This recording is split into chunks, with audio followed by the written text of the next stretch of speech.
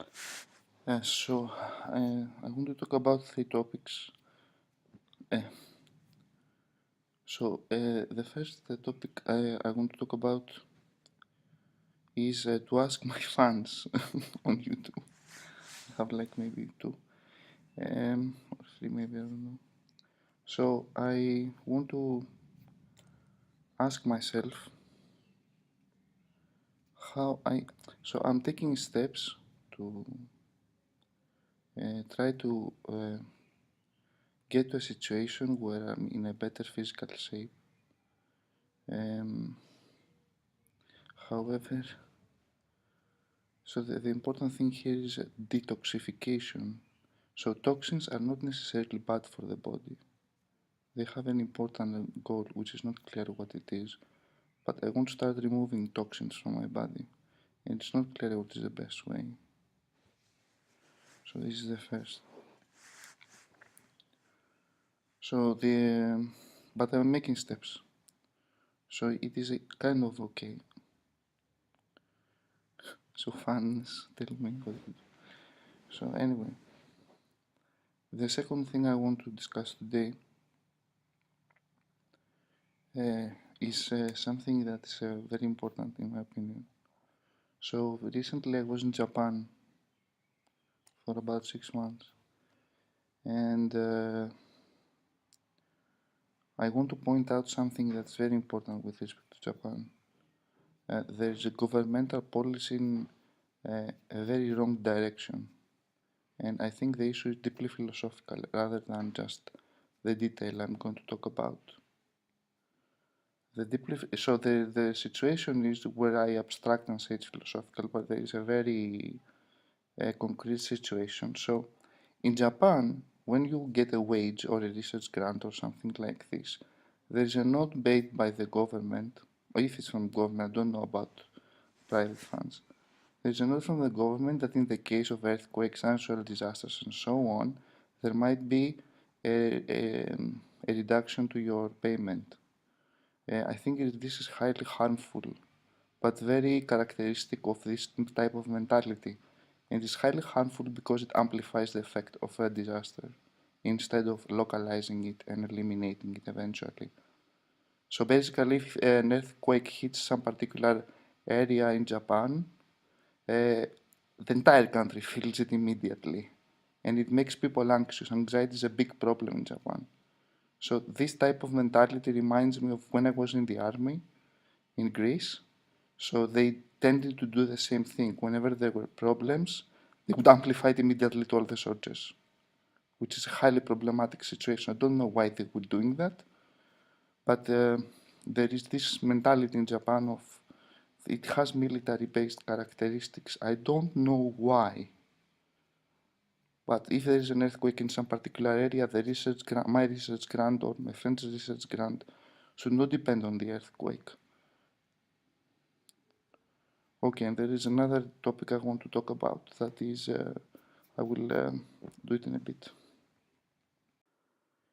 Today the real topic I want to talk about is that of classes. Um, and it's, for example, in computer science, in the C++ programming language, in object-oriented programming, there is this construct, this concept of classes. And I remember a very nice interview by, I think it was Barbara Liskov, who got the Turing Award. I always confuse her with another person, also female at MIT, but I don't remember the other person's name. But anyway, so I think it was Barbara Liskov, but please excuse me if I'm wrong. I sometimes confuse things like that. And she was saying that how she contributed this notion of putting boundaries around concepts. And she was saying that the programming constructs were fluid, and one of her contributions was to actually think how to put more structure there. Um, so this is a very important subject, and I will talk about many things related to classes today. And I don't mean just computer science classes, I also mean about classes in society. So the very important similarity, in my opinion, between Greece and the United States is that there are no classes in either country. So in the United States, it is very interesting. There is just middle class. There is no upper class in the United States. No one refers to an upper class or aristocracy or whatever the term is used. There is no working class. All the entire country is a middle class, and there is a distribution of wealth. So there is like the working class, the white working class is referred to as white trash, which is very good, I think, because they are honest. This concept of white trash reminds me of the notion of slavery in ancient Greece. It was not like slavery with whips and whatever. A completely different type of slavery. It is like white trash. Some people, it is liberating for them to feel like that. And during Byzantine times, emperors had to repent for anyway. It's important to point out there is no concept of classes in Greece either. But of course, there is a diastromatosi. So there are layers in society, but people do not talk about this explicitly. So in the United States, there is white collars and blue collars, but blue collars are not working class. It is working class, but it's important that you don't say it's working class because a blue collar is a label that can change. So the Greek word is dinitiko, so it can change. Whereas the working class in Europe doesn't change. For example, in Germany, the working class is doomed since 10 years old to be working class forever. And people feel comfortable in this. I think there's a similar situation in the UK, but I have to put a question mark in the UK. A friend of mine was telling me that there is this notion of classes in the UK, but I think it's different, and I don't have personal experience, so I will not comment on the UK. I have not lived there, I have only visited sometimes. But I know firsthand about Germany, although I didn't actually meet many working class people, but I saw what was going on there. So the biggest from a political level similarity between Greece and the United States is there is no classes. The Greeks do not feel comfortable at all about the notion of classes in the society. On the contrary, in Japan, it's a highly hierarchical society with notion of classes, etc. So it is important to point out, as I was in Japan, that the first girl I even thought about considering the possibility of having sex with, although I didn't um, think she was very attractive, but her attitude was something that I thought, oh, okay, now we are interesting here. And a working class person in the dining services bowed to her. She stepped aside as she was passing. The working class person bowed to her. So that is a problem for me. So basically, the northern suburbs girls in Greece are imperial family in Japan, in my opinion. So it is important to point this out. Um, so next, I will talk about the classes again. So what distinguishes upper class from working class? So it's not an income level situation because people internalize this.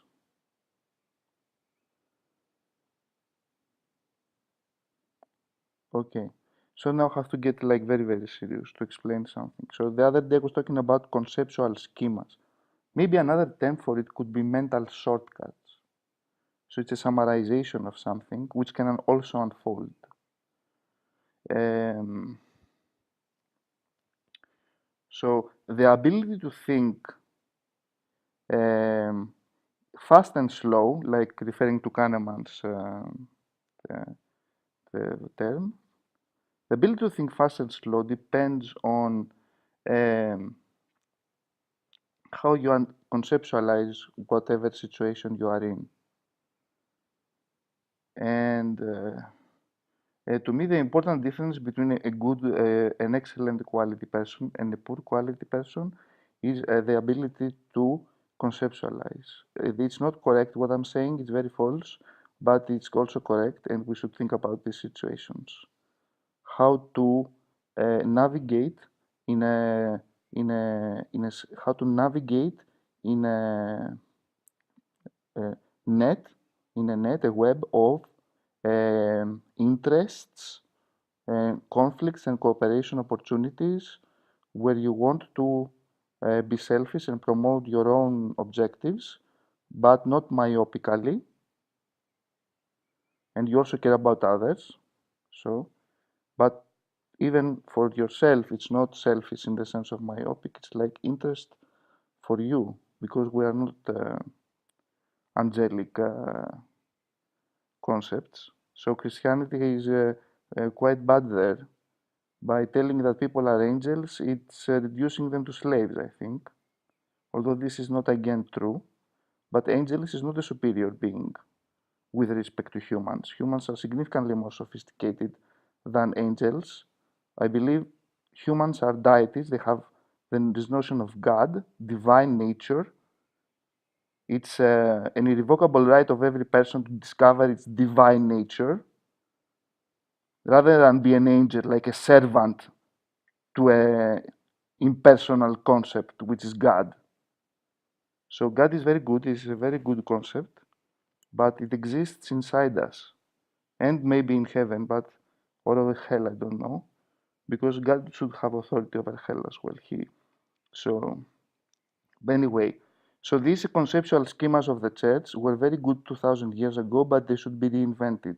And I think there has been a huge amount of work there, and people should actually find out about this huge amount of work rather than thinking that there are angels and devils and whatever. There are demons and there are devils and there are angels and there is God and there is the Trinity and all of these things and the saints. In my opinion, the church should put significant amount of effort to enrich its notion of how to think about real life. And God, human indeed, even according to the very hardcore religious people, was built. In Greek, it's called katikona και ομοίωση. So humans resemble God. Both the katikona, so God looks like humans. So icona is a Greek word, icon, you can say in English, maybe, I don't know, picture, I don't know. So, and homeos is like, it's a resemblance, it's homologous to God. And people, it is important to discover the divine nature. They are not angels, servants. Okay, so I will continue. So I continue. So I had the privilege in my life to have a very good education. Maybe you cannot have any better. I mean, to think about it in simple terms. An elite education I had, and I think it is my responsibility to actually explain some things so that there is an equal opportunity for this. So I think the basic problem between an uneducated person and an extremely educated person, well, it's bad to be extremely educated because anyway, it's your ability to conceptualize and navigate the conceptual schemas you are working with. So the classes in C++ that you inherit from classes like Platonic ideas, and you create real life objects. Or in C++, you cannot have a variable that is a class. The classes are instantiated as objects. So so anyway, maybe you should do C++ is a good language, not very good, but it's good, and object-oriented programming. How do people learn about conceptual schemas to navigate? So if you like watch soap operas, um, so I felt very bad because uh, soap operas like make you very primitive and brutal because it's love, death, betrayal. Um, So, like very strong emotions that have no reason to be there and deprive the utmost in my ability, um, the utmost thing a person can aspire to, which is emotional depth. That's what I want to have in my life. Emotional depth is extremely hard to obtain. You need a very sharp intellect from a logical point of view to be able to arrive at emotional depth. So other people might want other things in their life, but that's what I'm looking for. So in order to have emotional depth, you must not watch soap operas. So do you see my point? Soap operas are problematic. They they can be good soap operas. Like if you're very young, if you're extremely young, it's good to watch soap operas to see how the people behave. But as you grow and you realize that soap operas are problematic and highly harmful, so maybe we can have like better soap operas as you grow. I used to watch The Bold and the Beautiful when I was young. It was very nice. I liked it a lot. When I was very young. When I watched it later, I was like, what the hell was I watching? So if you're very small, it's very good to watch soap operas. But afterwards, so as you improve the way you understand reality and the world, they're not very good, the soap operas. So anyway, so I started wanting to talk about something else. Uh, I will get there very soon. I want to make a parenthesis here and talk about a very important subject, which is related to the link that is in the description below. So I really love the Pierces. They are an extremely wonderful band. Um, Someone went to Catherine, and told her, "Who's your daddy?" And she said, "Oh, you're my daddy." Sorry, this is bad. So anyway, I don't want to say this. So if someone asks you, "Do you know who you are?" and you say, "Of course I know who I am," and then he says, "Oh, I will tell you who you are," this is not good. So basically, this is a basic flaw of the education, and it reaches all levels of the education, not just whatever, in all classes, throughout all classes and every whatever. So basically, I would like to point out that there is a very nice theory in social psychology. So I would encourage them to actually read some social psychology, which points out that a person is not what they are, it's just con contributed to what something inherent in them and what the others thinks about them and what the others think that you think that they think, etc. So, um, but I feel that I they are a wonderful band. So this is a parenthesis, which doesn't capture how I feel about the pieces. Uh, I hope it is clear. So the important point is that there are many perspectives to look at something. Even absolute truth in mathematics. There is no, there is no absolute truth. Okay. Um, so I think I talked about the other day. So I will talk about it again. So let's go back to the classes. No, I want to talk about the final point, and the final point is language. So I want to talk about language today. Um, Language. So in computer science, different programming languages are used by different people for different reasons based on the goal, the task that is to be accomplished. So there's different languages specialized for different things, etc.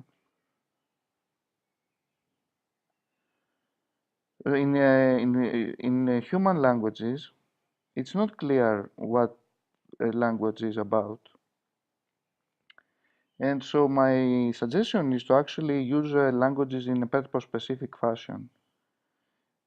So from my perspective, I really love the English language. It's very good.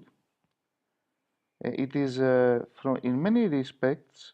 Uh, um, so there are two distinguishing characteristics with respect to the Greek language, which is my native. It's very primitive, so it's malleable, and it's English. So English is very primitive compared to Greek, so it's malleable.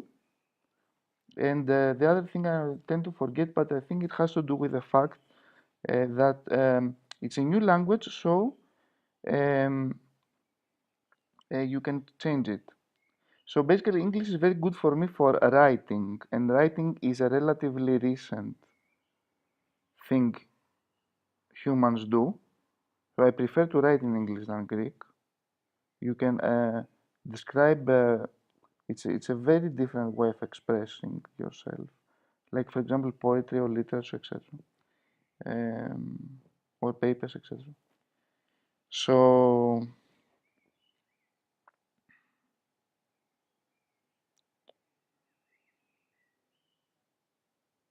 however, Greek is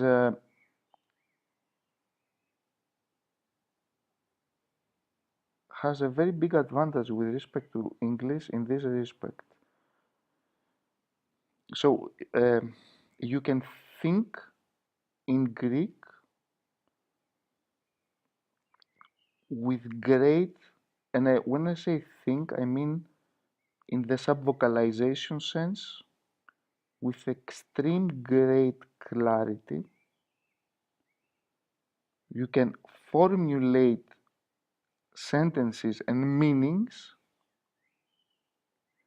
with great precision that if you try to do the same thing with English, my brain becomes spaghetti and I lose everything, all meaning and everything gets confused. I don't know what to do. So of course I do think in English because I write in English, etc., and also think genuinely in English. But I'm talking about this level of thought, which is between like the primordial thinking you do or the subconscious, which I don't even am aware of. But I can try to understand. But like the level of creating sharp meanings with complete sentences and speech, etc., but not articulating them with voice. This, if you try to do this in English, it's a disaster. And it's extremely interesting that with Greek, it's very possible to actually do that. Talk without talking.